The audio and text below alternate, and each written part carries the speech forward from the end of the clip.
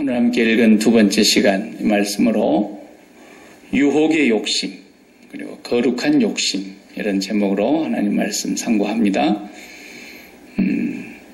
유혹의 욕심이라는 말은 성경에 나와 있는 용어이죠. 에베소서 4장 22절에 너희는 유혹의 욕심을 따라 썩어져가는 구습을 좇는 옛사람을 벗어버리고 이런 말씀이 있었어요. 거룩한 욕심이라는 건 제가 만든 단어입니다. 성경에는 없어요.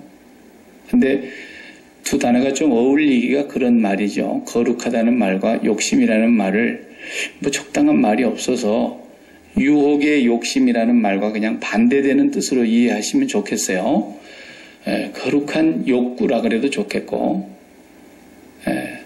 오늘 본문에서 첫 시간에는 우리가 뭘 했느냐면 시험은 기분 나쁜 게 아니다. 시험은 기뻐해야 된다. 그때의 시험은 테스트 혹은 트라이얼 이런 단어로 영어 성경에는 번역을 했죠. 그러니까 아브라함이 하나님 앞에 그런 테스트를 받았어요. 그리고 믿음의 조상이라고 하는 놀라운 칭호를 받고, 그래서 하나님은 그런 테스트는 하셔요. 그런 시험은 하셔요. 그리고 그걸 주셔요. 그러니까 하나님께로부터 온 것이니까 나쁜 것은 없다. 좋은 것만 하나님 언제나 주시는 거니까. 그죠? 우리가 자식들한테 좋은 거 주려고 그러죠? 엄마 이번에 추석에는 고기를 좀 볶아 먹을까? 그랬더니 뱀을 2마리 사다가 그거 해줄 사람이 누가 있겠냐 그랬어요, 성경에.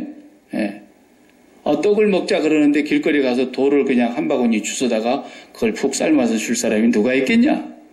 너희가 죄인이고 너희가 악한 인간이라도 자기 자식한테 좋은 걸 줄 줄 아는데 하물며 하늘 아버지께서 좋은 거 주신다는 거예요. 근데 하나님께서 주시는 테스트니까 좋은 거예요. 기뻐하라는 거예요. 그것이 왜 그렇습니까? 우리의 믿음의 시련이기 때문에 그렇다는 거예요. 믿음을 단련시키고 금보다도 더 귀한 믿음을 단련시켜서 인내를 결국은 이루게 되는, 인내를 온전히 이루게 되는, 그래서 모든 것이 구비되어서 조금도 부족함이 없는, 말 그대로 퍼펙트한 거죠. 그것을 만들어가는 것이 바로 시험이라는 거예요. 그러니까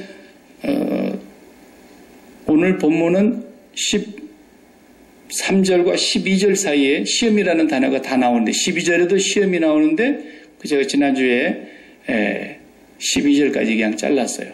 왜냐하면 그건 테스트를 얘기하는 시험이었으니까. 근데 13절부터 오늘 읽은 본문은 또 시험이라는 말이 나와요. 사람이 시험 받을 때에. 그런데 여기 시험은 다른 뜻이죠. 유혹이라는 말로 해야 더 정확한 말이라고 할 수 있어요. 그러니까 시험에 적극적인 면이 있다면 그건 테스트고, 시험에 부정적인 부분이 있다면 그건 템테이션, 유혹을 받는 거예요. 미혹당하는 거란 말이죠. 이것은 13절에 분명히 그랬죠. 하나님께 내가 지금 템프팅 당하고 있는 것이 아니라는 거예요. 하나님은 우리를 미혹하는 분이 아니에요. 이건 절대로 하나님께로부터서 오지도 않고, 또 하나님은 악으로부터서 무슨 시험을, 유혹을 받는 분도 아니에요. 하나님이 유혹을 받질 않으세요. 아무도 또 유혹하지도 않으세요. 그러니까 오늘 내용은 전혀 다른 또 하나의 시험의 다른 부정적인 면이에요. 유혹, 미혹. 이것을 받을 때에는 하나님께 받는다고 절대 생각하면 안 돼요. 지난 시간에 보았던 그 테스트는 하나님께로부터 받는 거예요. 그래서 우리 주님께서 주기도문의 그 짤막한 구절 안에 이 구절을 넣어놓으신 거예요. 시험에 들게 하지 마옵시고 다만 악에서 구하옵소서. 주기도문을 소홀히 하면 안 됩니다, 여러분. 주기도문을 매일 들으셔야 돼요. 주기도문만큼 짤박하면서도 완벽한 기도가 어디 있겠어요. 매일 그 의미를 생각하면서 기도하면 더 좋죠. 이제 회의하고 마칠 때 그냥 주기도문으로 마치겠습니다 그러면 뜻을 생각하면서 기도가 안 돼요. 그럴 때는 주르르르 그냥 가버리니까 그러지 말고 그래도 그렇게 기도를 드려도 주기도문으로 예배를 마치는 것이 중요한 거예요. 목사가 꼭 이렇게 두 손 들고 축도를 해야만, 옛날에는 그랬어요. 목사가 귀하니까 언제 우리 교회도 목사님이 오셔가지고 주기도문으로 예배를 안 마치고 목사님이 축도를 해주면 좋을까 그랬다니까. 그건 정신 나간 얘기예요. 목사가 축도하면 예배가 더 좋아지고 주기도문으로 마치는 전도사님이 인도하면 안 되겠어요? 그건 아니죠. 주기도문을 그렇게 평가절하하면 안 되죠. 너무 중요한 거예요. 그래서 하늘에 계신 우리 아버지 하나님을 부르는 그 아버지를 부르는 그때 하늘에 계신이라는 말부터가 너무너무 중요한 거예요. 주기도문은 안 계신 곳이 없는 하나님인데, 예, 주기도문 강의 시간은 아니니까. 그래도 그 짤막한 내용 중에 시험에 들게 하지 마옵시고 꼭 기도해야 된단 말이죠. 악에서 구원해 주십시오. 이건 기도하는 거예요. 근데 오늘 본문에 지금 13절의 내용이 그런 얘기단 말이죠. 그 다음에 또 14절을 다 같이 또 읽어봅시다.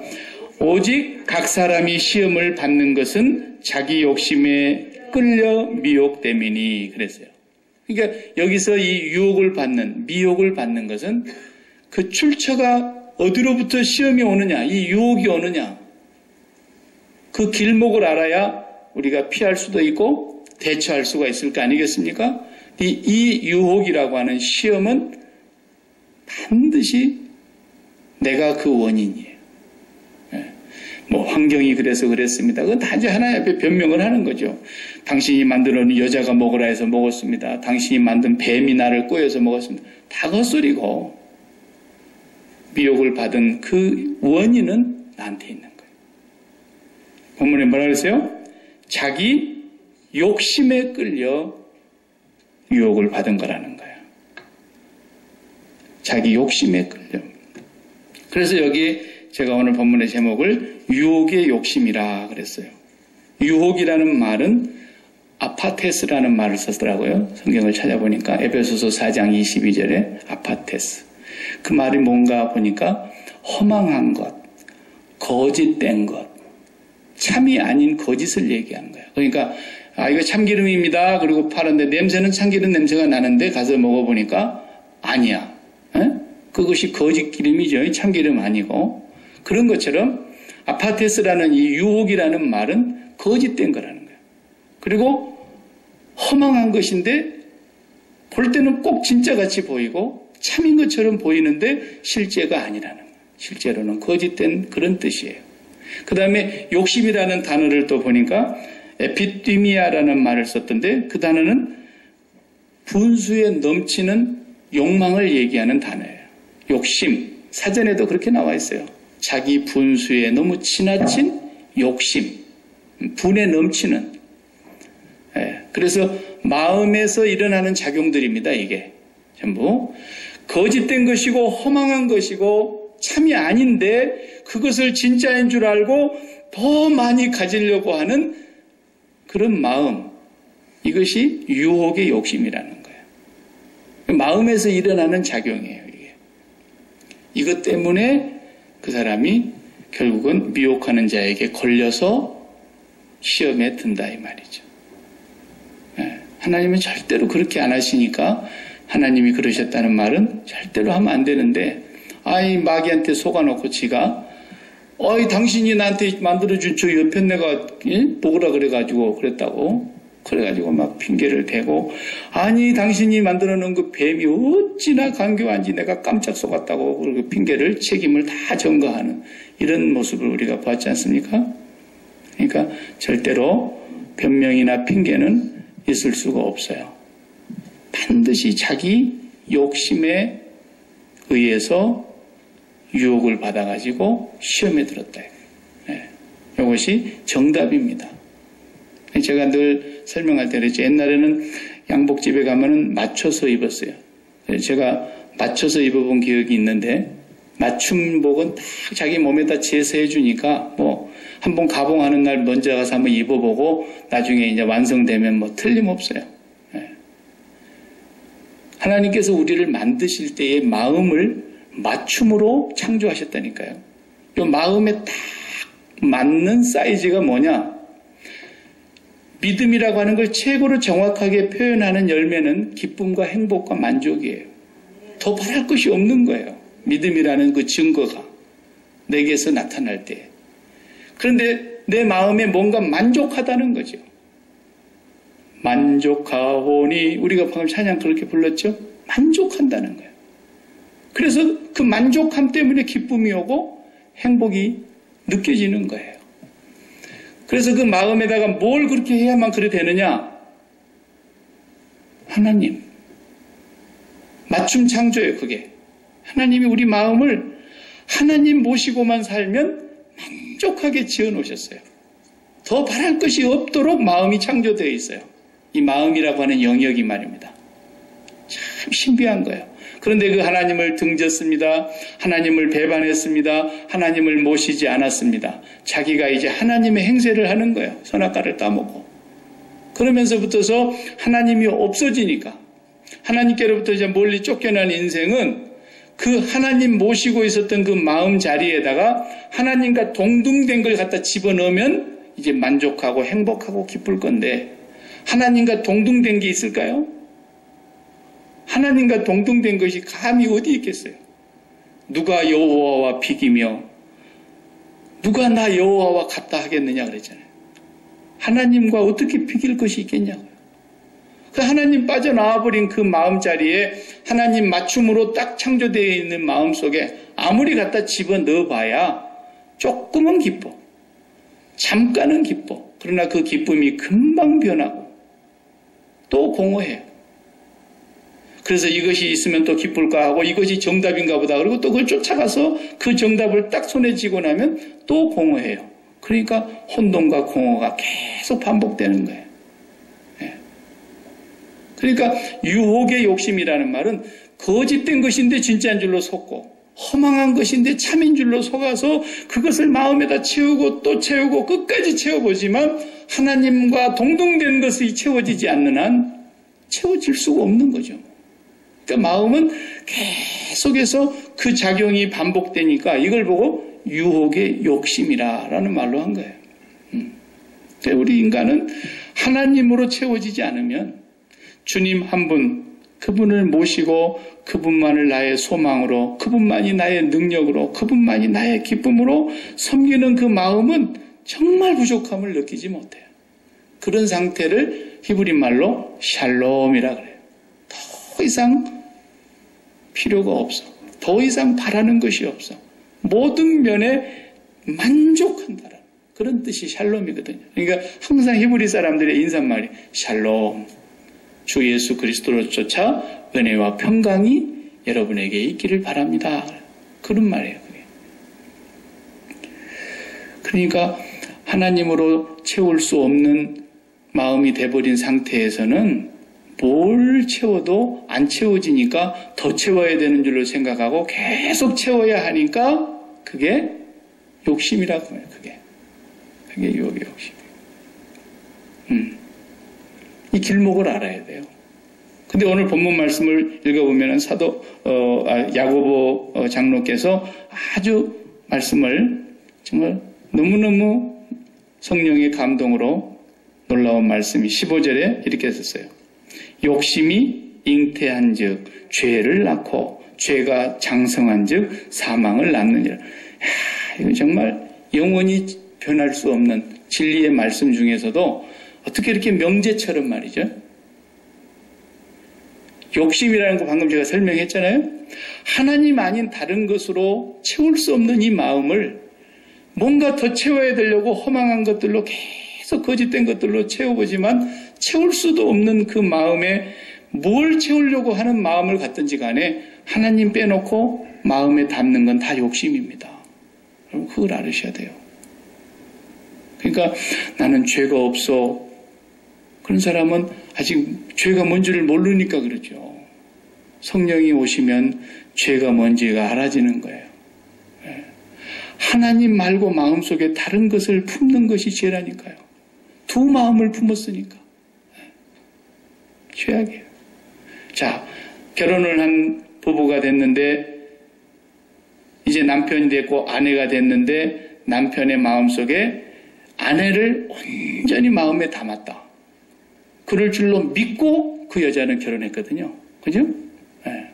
또 남자도 마찬가지예요. 저 여자가 과거에는 뭐 남자친구가 몇 명 있었는지는 모르지만 이 세상에 이제 내 일생을 다 줄 수 있는 남자는 이 사람뿐이다. 이렇게 생각하고 나한테 왔을 거라고 남자도 믿는 거예요. 예. 그런데 맨날 그것이 혼자 생각이고 지 혼자 착각하고 있는 거고 상대방 마음속에는 맨날 딴 사람을 생각하고 있다고 해봐요. 두 마음을 품었죠? 그 마음에 딴 거 담았죠? 이게 간음이라고 성경은 말하고 있죠? 그걸 영적으로도 간음이라 그랬죠? 세상을 사랑하는 걸. 그러니까 우리 마음속에 하나님 말고 다른 것을 담는 것 자체가 죄라는 걸 사람들이 알면 얼마나 좋겠어요. 몰라. 그러니까 우리는 죄 장아찌라니까. 된장에다가 2년 동안 오이를 하나를 파묻어 놓으면 2년 뒤에 된장 장아찌 오이가 딱 나와요. 고추장에다 파묻어 놓으면 고추장 장아찌가 돼서 나오고, 우리는 수천 년 동안을 죄악에다 파묻어 놓은 죄악의 장아찌가 돼갖고 나온 인생이란 말이에요. 그러니까 이 마음속에는 하나님을 담고 살아야 되는 것을 알면서도 마음으로는 내가 선을 행하기를 간절히 원하나 사도 바울이 탄식을 하잖아요. 우리 인생 자체가 그런 존재라는 걸 하나님이 알고 계시고 성령을 받은 우리도 그걸 알아요. 인간은 죄의 장아찌구나. 아무리 이뻐도 죄의 장아찌고, 아무리 예쁜 내 자식이라도 죄의 장아찌고, 다 죄에 찌들어져 있는 장아찌예요. 그러니까 하나님은 이 몸을 그대로 구원하시질 않아요. 이 몸은 멸하시고 그것을 썩지 아니할 몸으로 다시 새로운 창조를 하시겠다 그런 거예요. 절대로 이 몸으로는 하나님의 나라를 유업으로 받을 수 없어요. 이건 이미 죄악의 장아찌가 되어버렸기 때문에. 다른 것 마음에 품고 있는 자체가 이미 두 마음이요, 간음하는 자요, 하나님 앞에 범죄하는 자라는 거예요. 그러니까 우리가 잠시도 주님의 십자가를 잊어버릴 수 없는 이유가 거기 있는 거예요. 날마다 주님의 십자가 사건은, 매 순간순간마다 주님의 십자가 사건은 나의 현재의 사건이어야 돼요. 과거에 있었던 역사적인 사건은 물론이거니와 그것이 나의 사건이에요. 그것을 이루시는 이가 성령님이시죠. 성령이 오셔서 바로 그리스도께서 십자가에 못 박힌 것이 우리 눈에 밝히 보이거늘 누가 너희들을 깨더냐 그랬잖아요. 갈라디아 교회. 그래서 이 마음에 담는 것이 항상 욕심인데, 오늘 본문에 보면 이 욕심이 잉태하면 그랬는데 조금 더 실감나게 해볼게요. 욕심이 임신되면, 그 말 아니에요? 욕심이 임신이 되면 어떻게 된다는 거예요? 죄를 낳고, 그 다음에 그 죄가 임신이 돼서 계속 임신되면 어때요? 가만히 있나요? 안에서 자랍니다. 이게 계속 자라다가 9달 되면 나옵니다, 이게. 그런 것처럼 죄는 반드시 자라서 반드시 죽는다는 겁니다. 사망을 낳게 돼 있다는 겁니다. 정말 진리 중에도 진리이며 영원한 어떤 명제 같아, 명제. 사람 마음속에 이 욕심이 임신이 딱 되는 순간에 붙어서는 이 임신된 욕심은 반드시 자라게 되어 있다. 그것이 죄인데 죄가 자란다라는 거예요. 그리고 죄가 자라게 되면 반드시 9달 만에 애가 나오는 것처럼 그 사람의 결국은 사망이다라는 거예요. 네. 그러니까 여러분, 이렇게 안 가려면 어떻게 해야 돼요? 방법은 어떻게 해야 됩니까? 무조건 이걸 낙태시켜야 됩니다. 네. 임신이 됐다 그러는데 무조건 이건 유산시켜야 돼. 자연 유산이 되든 낙태가 되든 반드시 이 욕심이라는 건 죽여야 돼. 그래서 갈라디아서 5장 24절에 그랬죠. 그리스도 예수의 사람들은 예수와 함께 그 육체와 그 정과 그 욕심을, 육체와 함께 그 정과 욕심을, 그런데 우리 세 번역에는 그 정욕과 탐심을 십자가에 못 박았느니라 그랬어요.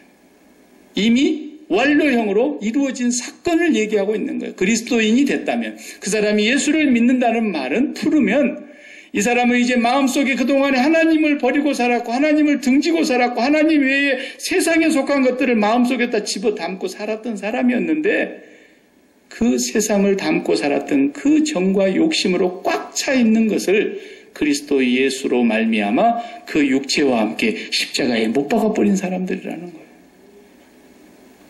네. 이것이 한번 이루어진 사건이며 영원한 현재의 사건으로 나에게 날마다 반복되고 지속되는 거예요. 이게 한번 해결됐으니까 끝났다? 이게 구원파예요. 아무렇게나 살아도 된다고요? 천만의 말씀이에요. 사단의 자식들이에요. 그건.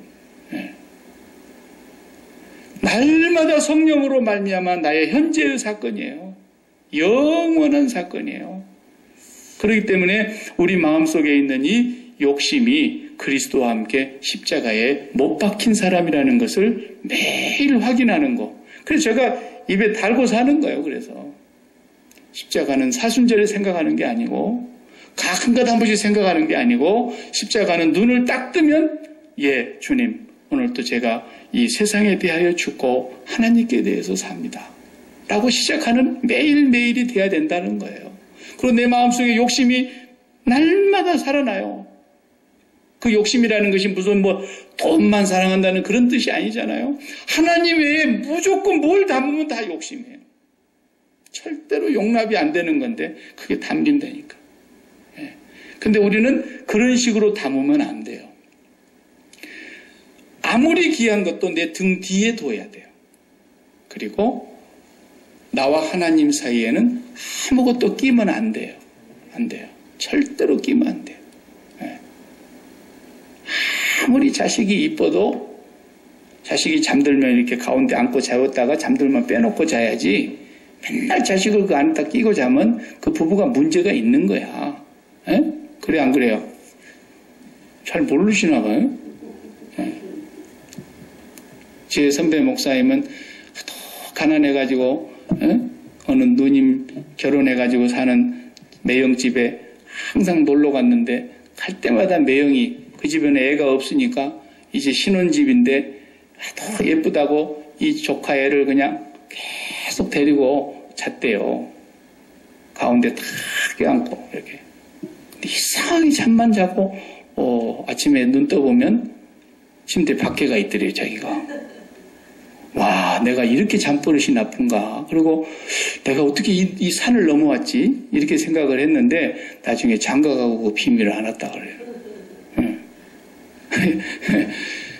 절대로 그 부부 사이에 뭐가 끼일 수 있겠어요? 시어머니가 거기 끼어 들어갈 수 있겠어요? 아니면 시아버지가 아무리 좋다고 거기 끼어 들어갈 수 있겠어요? 절대로 못 끼어 들어가는 거예요. 자식도 끼어 들어가면 안 되는 것이 성경의 가르침이에요. 그 사이는 다 뒤로 보내는 거예요. 내 뒤에 두는 거예요.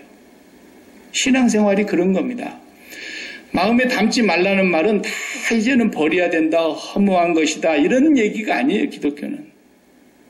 마음에 담지 말아야 된다는 뜻은 내가 하나님을 온전히 마음에 담기 위하여 날마다 주님의 십자가에서 죽은 자인 것을 고백하고 확인하고 입술로 시인하고 그 믿음을 또 고백하면서 하나님을 내 마음에 온전히 담고 살아가는 그 아버지 마음 안에 들어가 보면 아버지 마음 안에 그분이 창조하신 이 모든 세상 피조물 만물들이 연결되지 않은 것이 하나도 없다니까요. 전부 아버지와 연결되어 있는 게 꽃 한 송이까지도. 그래서 아버지와 하나가 되고 아버지의 마음과 연결되는 상황에서 그 다음에 내게 주신 자식을 보는 거예요. 그랬더니 이 자식이 나에게는 핏줄이지만은 하나님과는 영원한 관계의 부자지간이에요.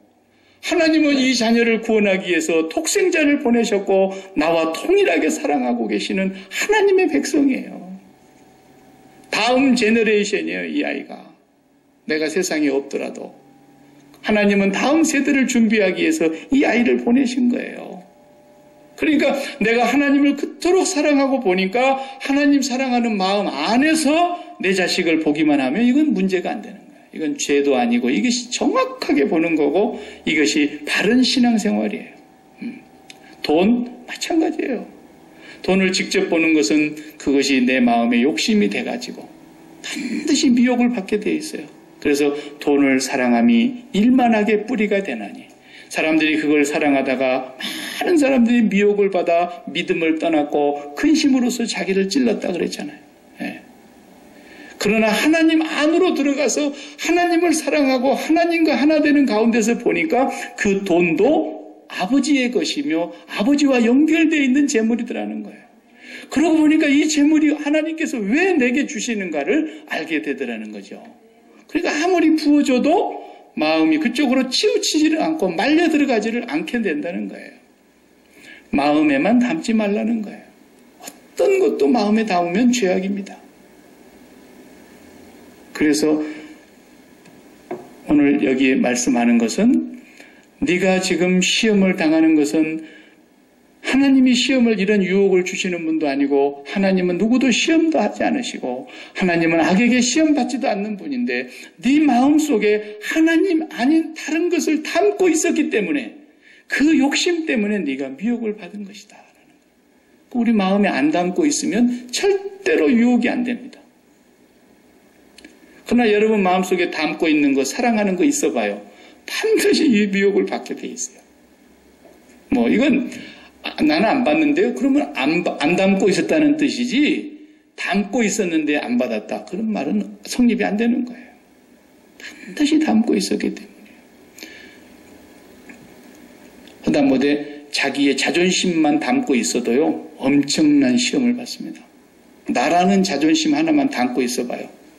그것도요. 무지무지 시험이 됩니다. 아니 나를 감히 어떻게 보고 말이야. 그러면서 기분 나쁜 전화 한 통화만 받으면 한 3년 6개월씩 소화가 안 돼요. 성질 고약한 사람은. 그걸 뭐 그냥 두고 꽁 해가지고 전화 한 통화 잘못한 걸 가지고. 사람이 그래요. 인간이 그런 거예요. 그러니까 우리는 마음속에 나를 사랑하는, 자기를 사랑하는 그 자존심 하나만 버리지를 못해도 그렇게 무서운 존재가 되는 거예요. 그러니까 뭐라고요? 죄 짱아찌. 예. 아, 주님 저는 죄의 짱아찌입니다. 이게 정답이에요, 정답. 그런데 이런 죄의 짱아찌 아무 짝에도 쓸모없는, 차라리 마늘 짱아찌 같으면 맛이라도 있지. 이 죄의 짱아찌 아무 쓸모없는 이 죄인을 위해서 주님이 십자가에서 나의 육체와 함께 정과 욕심을 함께 죽이려고 십자가의 죽음을 당하신 것이고, 진짜 네가 나를 믿니? 그럼 나와 함께 죽자. 이 죄의 짱아찌를 내가 죽이려고 왔다라는 거예요. 예. 그러고 나면은 그 다음 말씀이 이제 또 나옵니다. 내 사랑하는 형제들아 속지 말라 그랬어요. 왜? 유혹의 욕심이라는 건 허망한 것이니까, 참이 아니고 거짓된 것이니까 그런 것들로 너희들의 마음속에 채워지면 기쁘고 행복하고 만족이 올 것이라고 생각하고 그것을 위해서 사는 그런 삶, 속지 말라는 거예요. 내가 정말 이번에 이것만 되면 정말 내 원도 없고 이제 한도 없고 내가 이제는 더 이상 바랄 것도 없고, 속지 말라는 거예요. 절대 그런 일이 있을 수가 없어요. 이 세상에서는. 우리가 안 속으려면 하나님 한 분만 마음에 모시고 살 수 있으면 끝나는 거예요, 그냥. 네. 거기다가 목숨 걸고 기도를 하는 거죠. 이번에 한 번만 대박 나면, 그러면 이제 내가 행복할 것이다. 그때부터 이 사람이 이제 근심 걱정으로 들어가게 되는 겁니다. 네. 정말 인생, 내가 그런 사람 참 많이 봤어요. 이제 30년 목회를 해보니까요. 별의별 사람을 다 만나지 않겠습니까? 얼마나 많은 상황과 한편을 이렇게 보니까요. 예.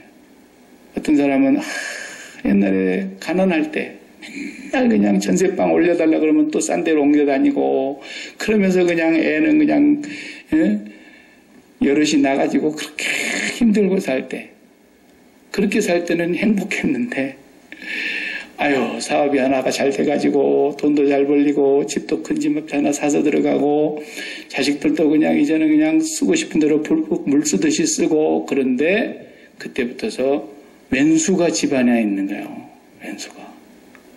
그러고 보니까 두 살림하고 안 들어오고, 애들은 뭐 우리 아버지 돈 많은데 이제 뭐 공부 끝까지 할 거 뭐 있냐, 저거 다 내 것 되는데, 그리고 완전히 집안이 그냥 이상하게 가버리는 사람이 있는가 하면 별별 일들이 많아요.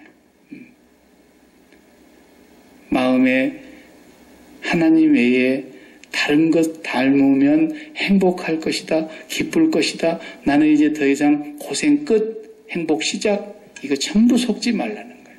그 다음 말씀 읽어보세요. 온갖 좋은 은사와 온전한 선물이 어디로부터 와요? 위로부터 빛들의 아버지께로부터 내려오나니 그는 변함도 없으시고 회전하는 그림자도 없으시니. 절대로 이 땅에 없다는 거예요. 절대로 이 세상에서 없습니다. 속지 말라는 거예요. 아무리 좋은 것이라도 이 세상에 없어요. 여러분이, 내가 이제 예언을 한 가지 할 수 있어요. 여러분 마음속에 하나님 말고 가장 사랑하는 것이 마음속에 자리를 잡고 있다면 언젠가는 그것이 나의 가장 큰 원수가 될 거라는 것을. 제 말이 아니고 예수님 말씀이세요. 사람의 왼수가 네가 가장 사랑하는 그것일 것이다. 근데 뭐 자기 집안 식구가 아닌 사람도 있으니까. 예. 그런데 자기 집안 식구 아니라도 뭔가 제가 제일 마음에 사랑하고 있는 것이 그것이 그 사람의 원수가 될 날이 온다는 거예요. 그냥 그 사람이 뭐 나를 미워해서 원수도 아니고 그 사람이 나를 해코지해서 원수가 아니고 뭐예요? 그것과 내 심장이 떨어지질 않아서 피눈물이 나든지 애간장이 다 녹든지 그럴 거라는 거예요. 이것이 주님의 말씀입니다. 그러니까 우리가 이제 살면서 답을 아셨죠? 성경이 답을 가르쳐 주는 거예요. 네 욕심 때문이다. 네 마음에 하나님이 안 계셔서 그렇다. 하나님 말고 다른 것을 네가 마음에 품었구나. 그게 유혹의 욕심이라는 것이다. 거룩한 욕심을 가졌어야 되는데. 그래서 하나님을 마음에 품었으면 죄를 낳는 게 아니라 의를 낳고 의가 장성하여 영원한 생명을 낳느니라. 이렇게 돼야 되는데 네가 하나님 말고 유혹의 욕심을 품어가지고 그것이 임신이 되고 났더니 반드시 죄가 나오는데 그것이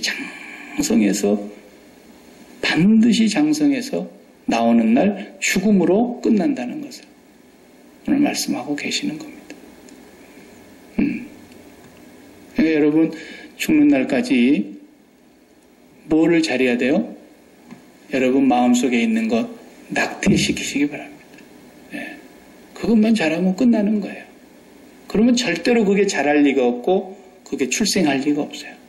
반드시 십자가에서 낙태시켜야 돼요. 나는 그리스도와 함께 그 정과 욕심을 십자가에 못 박은 자입니다. 날마다 확인하셔야 돼요. 날마다 확인하셔야 돼요. 그러면 평생에 여러분 하나님 마음에 모시고 사는데 하나님과 연관돼서 살아가는데 어디 가서 무엇을 하면서 살든 그게 무슨 상관입니까? 반드시 내 자식이 원하는 대로 가야만 되는 것도 아니고 반드시 내 사업이 어느 일정한 내 계산선에 올라가야만 되는 것도 아니고 반드시 내가 건강해야만 되는 것도 아니고 반드시 내가 세상에서 어떤 힘 있는 사람이 돼야 되는 것도 아니고 그것은 문제가 아니에요. 그건 내 비즈니스도 아니에요. 우리의 비전도 아니에요.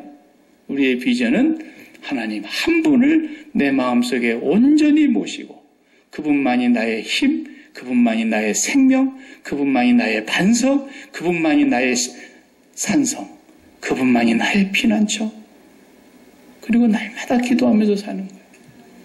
그래서 주님이 말씀하셨어요.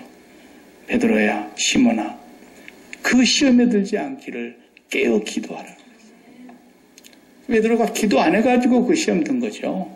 베드로가 계속 그 문제를 놓고 깨어 있었어 봐요. 시험에 안 들었죠. 틀림없이. 시험에 들지 않기를 깨어 있어 기도하라. 기도하지 않는 죄가 얼마나 무서운 죄인지 몰라요. 그러니까 매일 깨어 있어야 돼요. 기도하십시다.